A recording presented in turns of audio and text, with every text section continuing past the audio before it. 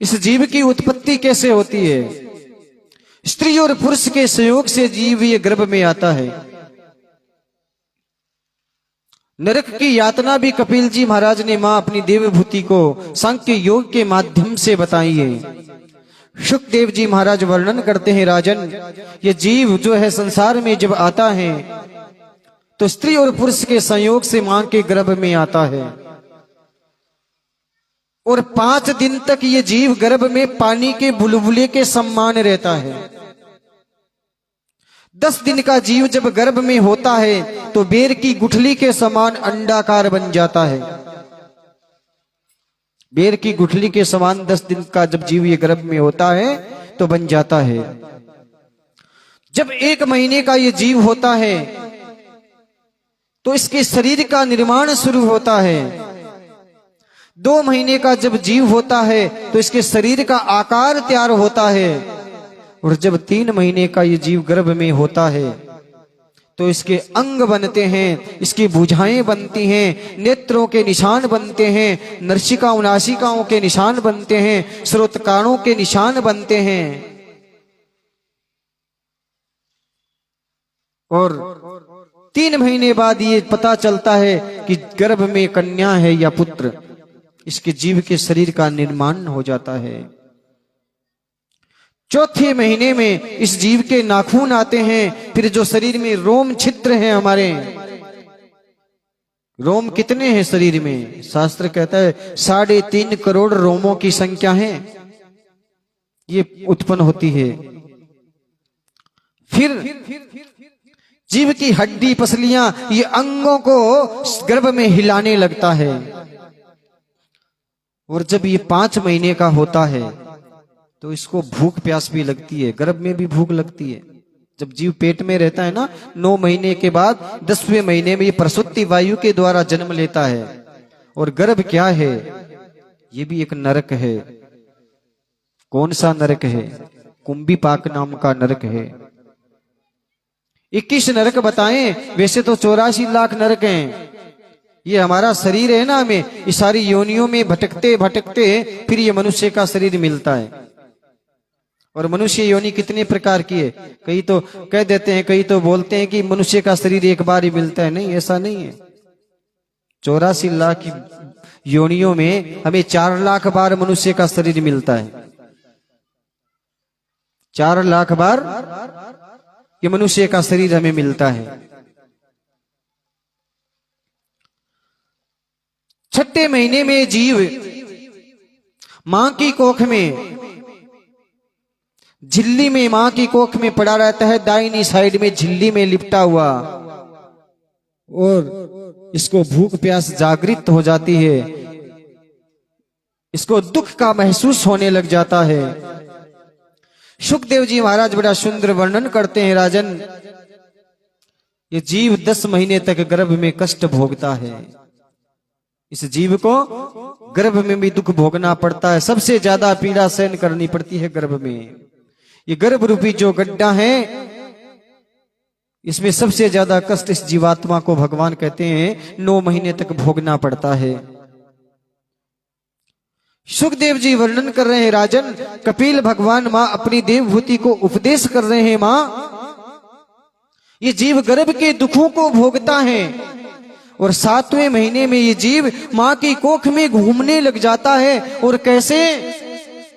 जैसे किसी पक्षी को पकड़ करके पिंजरे में बंद कर दिया जाता है, किसी जीव को पकड़ करके पिंजरे में बंद किया जाता है, उस पिंजरे के अंदर पक्षी की भांति ये झिल्ली में जीव गर्भ में पड़ा रहता है और इस जीव को भूख प्यास की जागृति हो जाती है, इस जीव को भूख प्यास लग जाती है। 7 महीने के बाद 7 महीने के बाद इस जीव को अपना पूर्व जन्म का जो किया हुआ कर्म है, पिछले जन्म का जो किया हुआ कर्म है, वो कर्म याद आ जाता है। व्यक्ति के जैसे जैसे भक्ति बढ़ती जाती है ना, वैसे वैसे नियम भी बढ़ते जाते हैं। जैसे जैसे जीव भगवान के समीप जाएगा, उसको अनुशासित रहना पड़ेगा, अनुशासन में रहना पड़ेगा, सीमा में, मर्यादा में रहना पड़ता है। क्योंकि अब हम तो आपके चौकीदार बन गए, और चौकीदार को तो अलर्ट रहना पड़ता है, कब कोई आकर के घुस जाए। द्वार पे अलर्ट रहना पड़ता है। आपको तो सब छूट है, भगतों को तो भगवान ने सब छूट दी सकी है। टेढ़े बैठ सकते हैं, मेढ़े बैठ सकते हैं, सो सकते हैं, बैठे बैठे नींद ले सकते हैं, पर चौकीदार को तो हिलने डुलने की भी इजाजत नहीं होती। जब 7 महीने का जीव गर्भ में होता है तो जीव को सारी समृद्धियां, प्रारब्ध का किया हुआ कर्म, पीछे का किया हुआ कर्म जीव को जागृत हो जाता है, उदय हो जाता है, भान हो जाता है जीव को कि मैंने पिछले जन्म में ये कर्म किए थे। 7 महीने के बाद सबको याद होता है। ये नहीं एक कोई, जितने भी जीव गर्भ में आते हैं सबको 7 महीने बाद भगवान का ब्रह्म ज्ञान प्राप्त हो जाता है, पर वो ब्रह्म ज्ञान यहां आकर के भूल जाते हैं। वो जीव 7 महीने का जब गर्भ में होता है, नारायण की स्तुति करता है, उस परमात्मा की स्तुति करता है, हे लक्ष्मीपति, हे भगवान, हे जगदीश्वर, हे आदिश्वर, हे परमेश्वर, मैं आपकी शरण में आया हूं। हे नारायण, मैं आपकी शरण में हूं, आप मेरी रक्षा कीजिए। हे प्रभु, आप मेरा उद्धार कीजिए। स्तुति करता है जीव भगवान की, और अमृत विधि लगा करके भगवान की भक्ति गर्भ में करता है। अमृत विधि क्या होती है जानते हो? अमृत विधि जब जीव गर्भ में होता है ना मां के, तब इस जीव की जो जिह्वा है, जीव जो है ये उल्टी होकर के तालुंद्र तालुए के लगी हुई होती है, ऐसे मुड़ के, सीधी नहीं रहती, मुड़ करके ये जीव तालुए के लगी होती है। जो भी हमारे महापुरुष, संत, महात्मा, योगी, तपस्वी तपस्या करते हैं ना, जब ये जीव को सीधा नहीं रखते, जीव को घुमा करके अपने तालुंद्र को लगा लेते हैं, जो अमृत लोक है इसमें लगा लेते हैं। जीव की जीवा तालुंद्र के लगी हुई होती है, अमृत विधि लगा करके ये भगवान को याद करता है गर्भ में। हे परमात्मा, आप मेरी रक्षा कीजिए, हे भगवान आप मेरा उद्धार कीजिए। और ये जीव कहता है भगवान मुझे इस संसार में मत भेजिए। जैसे ही मैं संसार में जाऊंगा ना, ये संसार की मोह माया, ईर्ष्या, तृष्णा, अहंकार, क्रोध, लोलुपता, द्वेषता, घृणा, ये हमें ग्रसित कर लेगी, अपने वश में कर लेगी। इस संसार की हवा मुझे बांध लेगी, मैं अपने ज्ञान को भूल जाऊंगा। इसलिए ये जीव कहता है प्रभु, मैं आपकी गर्भ में रह करके ही, मेरी मां की कोख में रह करके ही मैं भजन करके मेरा उद्धार कर लूंगा। फिर सोचता है प्रभु अब की बार मैं संसार में जाऊंगा तो ऐसा कोई कर्म नहीं करूंगा जिसे मुझे बंधनों में बंधना पड़े। बंधनों में और चीज तो सब परमात्मा की दी हुई है, पर 3 चीजों की कमाई हम स्वयं करते हैं। 3 चीज हम खुद कमाते हैं। अहंकार हमारा खुद का कमाया हुआ है, लोभ हमारे खुद का कमाया हुआ है, पाप, तृष्णा, ईर्ष्या हम स्वयं कमाते हैं, ये भगवान देके नहीं बेचते। ये शरीर जब जन्म लेता है पवित्र होता है। सुखदेव जी महाराज वर्णन कर रहे हैं, राजन कपिल भगवान अपनी मां को ये सांख्य योग बता रहे हैं कि ये जीव जब जन्म लेता है तब पवित्र होता है, शुद्ध होता है, कर्म आकर के सब यहां कमाता है। जब वर्षा होती है, इंद्र भगवान बरसते हैं, तो वर्षा का पानी जब ऊपर से ऊपर तक रहता है तब तक तो शुद्ध रहता है, पवित्र रहता है, साफ रहता है। जैसे ही मिट्टी में गिरता है वो मटमेला हो जाता है, मटमेला हो जाता है, उसमें शुद्धता, वो शीतलता नहीं रहती। वैसे ही जीव जब तक गर्भ में है तब तक तो भगवान की भक्ति करता है, तब तक तो पवित्र है, पर जब ये गर्भ से बाहर आ जाता है फिर भूल जाता है। और प्रसूति वायु के द्वारा इस जीव को जब नीचे की ओर धकेला जाता है तो ये जीव 10वें मास 9वें मास पूर्ण होने पर 10वें महीने में ये जीव जन्म लेता है। और जन्म लेता है तब जीव गर्भ में रहता कैसे है? उल्टा लटकता रहता है, सीधा नहीं रहता। उल्टा रहता है। जैसे सांप रहता है कुंडली मार करके, सांप अपने फन को सीधा रखता है, बाकी शरीर को लपेट लेता है, वैसे इस जीव को गर्भ में रहना पड़ता है। इतना कष्ट इस जीव को भगवान कहते हैं, सुखदेव जी महाराज वर्णन करते हैं कि सहन करना पड़ता है। जब जीव का जन्म हो जाता है तो जीव जैसे गंदगी में कोई कीड़ा पड़ा रहता है, उस गंदगी में पड़े हुए कीड़े की तरफ तड़पता रहता है। उस गंदगी के कीड़े की तरह ये जीव पड़ा रहता है। और फिर दाई क्या करती है, उसके अंगुली डाल करके मुख में उस जीव को सीधा कर देती है। वो जीव रोने लगता है। रोता जीव क्यों है? जीव अपने पीछे के भान को, पीछे के ज्ञान को, पीछे की बात को जीव भूल जाता है। मैं कौन हूं, कहां से आया हूं, किस लिए आया हूं, किसने मेरे को भेजा है, मैं क्या करने आया हूं, ये भूल जाता है जीव।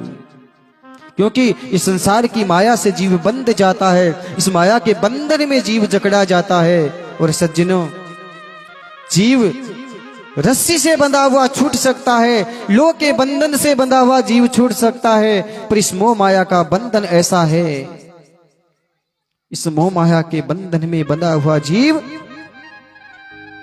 भला कभी छूट नहीं सकता। कभी भी ये जीव छूट नहीं सकता।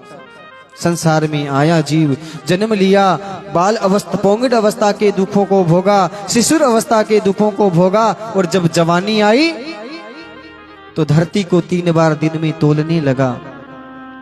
मेरे से बड़ा योद्धा, मेरे से बड़ा बलवान, मेरे से बड़ा ज्ञानी, मेरे से बड़ा तेजस्वी इस संसार में दूसरा कोई नहीं है। इतना अहंकारित हो जाता है जीव। और इंद्रियों के वशीभूत होकर के 10 चोर, 10 दुश्मन हमारे शरीर में बैठे हैं। 11वां मन हमारा दुश्मन है। अगर हमने इस मन रूपी घोड़े के लगाम नहीं लगाई तो ये 10 चोर हमारे शरीर को हर करके ले जाएंगे, हमारे धन को चुरा करके ले जाएंगे। 5 ज्ञानेंद्रियां और 5 कर्मेंद्रियां ये दिन रात हमारे शरीर को खोखला करती रहती है, चुराती रहती है, हमारे धन को चोरती रहती है। अगर हम सचेत नहीं हुए, जागे नहीं, तो हमारा ये शरीर इंद्रियां रूपी चोर चुरा करके ले जाएगी। जवानी में अनेक कर्मों को जीव करता है, फिर बुढ़ापा आ जाता है, चौथी अवस्था आ जाती है, फिर तो कुछ करने का एहसास ही नहीं, साहस ही नहीं होता। भगवान ने, किसी महापुरुष ने बड़ी सुंदर बात कही है कि भगवान को भी भक्ति कौन सी प्रिय है? कौन सी भक्ति प्रिय है? आज का तोड़ा हुआ फूल, आज हम फूल तोड़ करके लाते हैं, कल वो भगवान की पूजा में काम नहीं लेते। सुबह का तोड़ा फूल शाम को मुरझा जाता है, उसको भगवान की भक्ति में, पूजा में काम नहीं लिया जाता। वैसे ही अगर जीव बचपन में भजन करेगा तो उसकी जवानी सुधर जाएगी, और जवानी में भजन करेगा तो उसका बुढ़ापा सुधर जाएगा, और बुढ़ापे में भजन करेगा तो क्या सुधर जाएगा? उसका मरण सुधर जाएगा। जीवन को मत सुधारिए, मृत्यु को सुधारिए। जीवन तो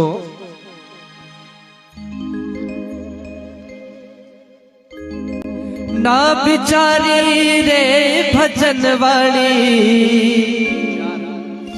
ना बिचारी रे। यूं ही अपने समय को गवा दिया। इस जीवन में बाल अवस्था से लेकर बुढ़ापे तक अपने जीवन को गवा दिया। और उस पर कवि ने लिखा क्या? और ज्यादा से ज्यादा लाइक, कमेंट, शेयर करें।